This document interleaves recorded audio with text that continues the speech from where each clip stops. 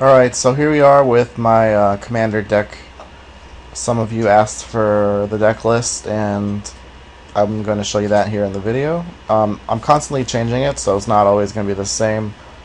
I'm not sure if this is ideal. I mean, it could be more competitive. I added in a couple of different cards and got rid of some, but this one is kind of like more on the competitive side and a little bit more on the fun side, rather than just straight up fun or straight up competitive. It's kind of a mixture of both, I would say. So here we have our mana spells. Everflowing Chalice. It's never that great, but it's always okay. Usually you just play it for one, maybe two. Mana Crypt is probably the best one in the deck. I mean, if you have this in your opening hand, it's really hard to lose unless you just have, this and a bunch of lands and you just keep drawing lands. That does happen.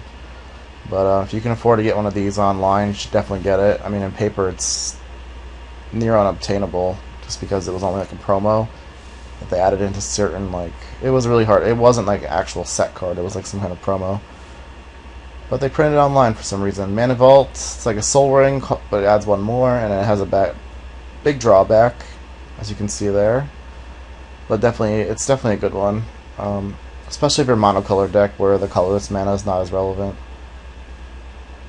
Here we go. Soul Ring, obviously, just so dumb. Every commander deck should play one. All the pre-constructed decks come with a Soul Ring, so. Good Monolith, it's like Mana Vault, but it costs one more to play, but you can untap it at any time, and it doesn't do damage to you. This one's also pretty pricey. Not sure why, but it is. It's around 10 or 11 tickets right now. Mind Stone just adds 1 mana, and you can sack it to draw a card late game when you don't need any more mana. So that one's good. I don't like Felwar Stone, which adds mana that your opponent's lands can produce, because sometimes you'll be on the play, you'll have a Felwar Stone, and then they have a bunch of what do you call them, fetch lands that don't even tap for mana, and your Felwar Stone doesn't do anything for a while, so it can be annoying. Plus this is just a little bit better, I think. Coalition Relic, which is pretty sweet. It taps for 2 usually the first time you use it the next turn, because you get to charge it up, but you have to remember to charge it up, and you have to use that mana on your main phase. Extraplanar Lens. This one's pretty risky because you have to exile a land you control. So that's why I run snow-covered mountains, because most people who play multicolored decks and even mono-red decks, they just play regular mountains. And with Extraplanar Lens, it adds mana, an extra mana of the same name as the exiled card. So if they have mountains and you have snow mountains and you exile Snow Mountain, only you get the benefit. But I've had it come up where the other person did have snowlands, so I don't know. It's a risky card, and if they shatter it or even bounce it with a disperse or something, yeah, it can be pretty brutal. So just gotta be careful. You don't always want to run this out on turn 3 if you have something to play on turn 4 anyway, because the drawback to getting it blown up is pretty bad.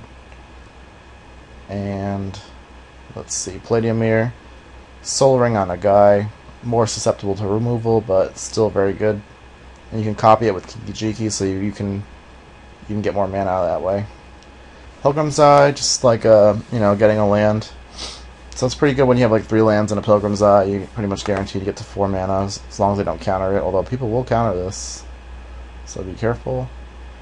Warden Power Stone, just strictly worse than Soul Ring, but still good in this deck. Comes into play tapped, so you can't tap for it right away. Gauntlet of Might.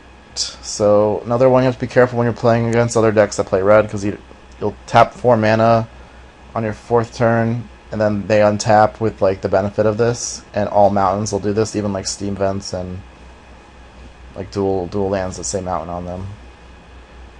Thran Dynamo just adds 3. I have a Gilded Lotus that adds for 3 mana of any color, but it costs 5, and this one costs 4.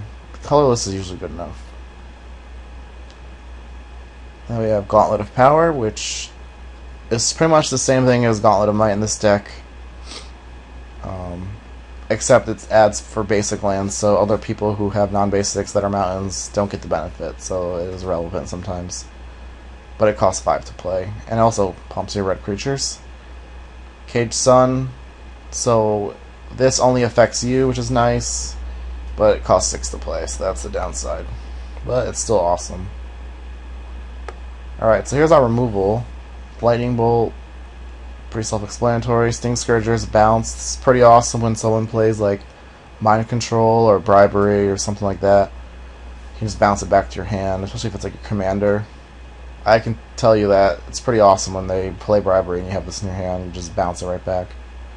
Fire Imp just does 2 damage, so make sure that you have a creature that you can kill, otherwise if you play this it'll just kill itself.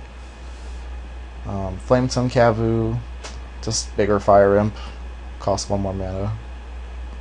Pretty good one. Siege Gang. Makes a bunch of goblins you can then sacrifice to do 2 damage. Just pretty much like locks out elf decks. I posted a game earlier where I just had one of these against an elf deck and they're just gonna murder all their guys, so that's pretty sweet. Duplicant, just awesome card. Probably should go in every commander deck for the most part. And copying this with Kiki-Jiki is pretty brutal. They don't have an answer to it. Warstorm Surge is amazing. Even if their guys have hexproof, you can still deal damage to a player. And then Balefire Dragon, especially with giving it haste from Kiki-Jiki or Lightning Greaves or even Urabrask, just a one-sided Plague Wind most of the time.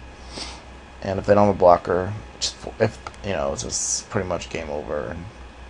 It's also very good against me, so something to keep in mind. I took out Tormentor Exarch.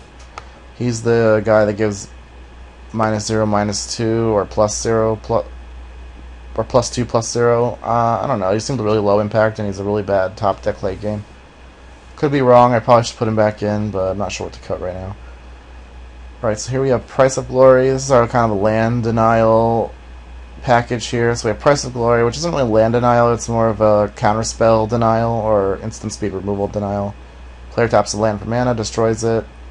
Magus of the Moon makes all non-basic lands mountains. Some decks just can't win against this card. I don't have Blood Moon because Blood Moon is like 5 tickets. I don't feel like spending 5 tickets on Blood Moon. This is like, I got it for like a 1 ticket. Goblin Gardener, this is good because you can fetch it up with Goblin Matron, but it doesn't trigger until it dies, so something to keep in mind. Ravenous Baboons destroys a non-basic land. Vader Parasite, which is really good because if someone has a Crucible of Worlds, this just exiles the land and it does damage to them if they play another land with the same name. So Tyrant of Discord is one of the guys that's answer to any kind of protection from red guy or even enchantments, because this is one of the only ways to kill enchantments because they sacrifice permanents at random. Not reliable, but it's still pretty sweet, and I've seen some pretty good instances. You can always keep copying it until you hit what you want to hit. And then Sundering Titan, so this is really good against multicolored decks who play a lot of basic land types. So there you go. This is an artifact removal, Shattering Pulse. I just started playing with this. I haven't been able to buy it back yet, but it's just better than Shatter. The Yoshino Heretic, some decks will just scoop to this card. If they don't have removal for it right away, like Shroom or Karn, just can't beat it. And there are ways to untap it in the deck. And then Tuk Tuk Scrapper, just awesome. I probably should have more artifact removal. I had a lot more when I first started this deck, but then I had a lot of like dead, sometimes you just don't have any artifacts to target and they're just dead cards. So I don't really recommend playing like 10 or more artifact removal spells. So this is like our tutors. Gamble, it's probably one of the worst tutors of all the colors that get tutors, but it's the only one that red really gets. That's strict out tutors. So you can tutor for the card you want and discard it, and I've had that happen many times, so gotta be careful. Goblin Matron gets any goblins, which is really good if they tuck your commander into your deck.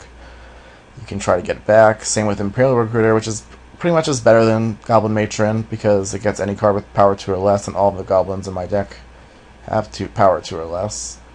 And you can get Solemns and other cards too. Hoarding Dragon tutors for artifacts, and then when you die, you get it into your hand. Or when the dragon dies, sorry. So you gotta be careful because this can get bounced or killed while the trigger's still on the stack and you can't get what you want. Godo searches for equipment. There's not too many equipment, but he's good. He puts it right into place, so he's like a really expensive Stoneforge Mystic.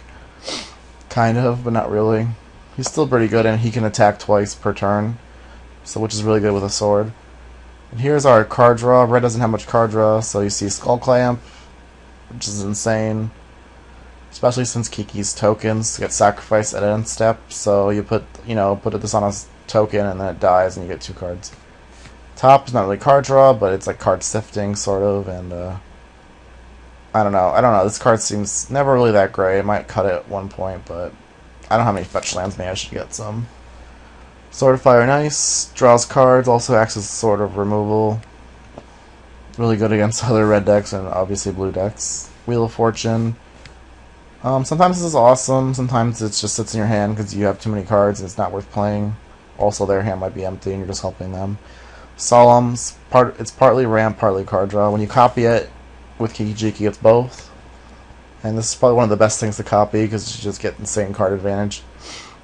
Memory Jar, it's like Wheel of Fortune, sort of. I'm sure you might have seen a game where I played with this. But yeah. That's what it does, and it's awesome. You want to play this, you obviously crack this on your turn when you have tons of mana open. Clone Show, I can include it as card draw because, if you're lucky, you get a lot of creatures when you copy this with Kiki-Jiki, and you just put creatures right into play, and it's just really fun. It's one of the more fun things to do in the deck, is copy Clone Shells over and over. And then Null Spine Dragon, which is like one-sided Wheel of Fortune, except better because I've just played this recently today, and I drew, I think, like 19 cards with it. So, or was it 19? It was around like that many, which is pretty awesome. And you can repeat it every turn when you copy them at, after you attack. Zell's Conscript. So I just learned that there's an infinite combo with Kiki-Jiki. If you untap Kiki-Jiki with this, because it says gain control of target permanent, untap that. So yeah, you can just make unlimited Zealous Conscripts with Kiki-Jiki and win the game. I didn't even realize that, but it's there, and that's not really why I had it. I had it because it's just got a lot of value, but I'm gonna try to kill someone with the combo eventually. Herbrass gives you guys haste, makes their creatures come into the battlefield tap. It's probably the weakest Praetor, but he's also kind of like the most fair. Malignus, pretty awesome. Oop. Comes in as a 20/20 if they're at full health, and if they're tapped out and you can attack with 2 of these on one turn and they have no blockers, you just win. And Kiki-Jiki obviously can make a copy so you can kill them. Conquering Manticore, it's kind of like Zealous Conscripts, but it only gets creatures that they control, and he's also very good.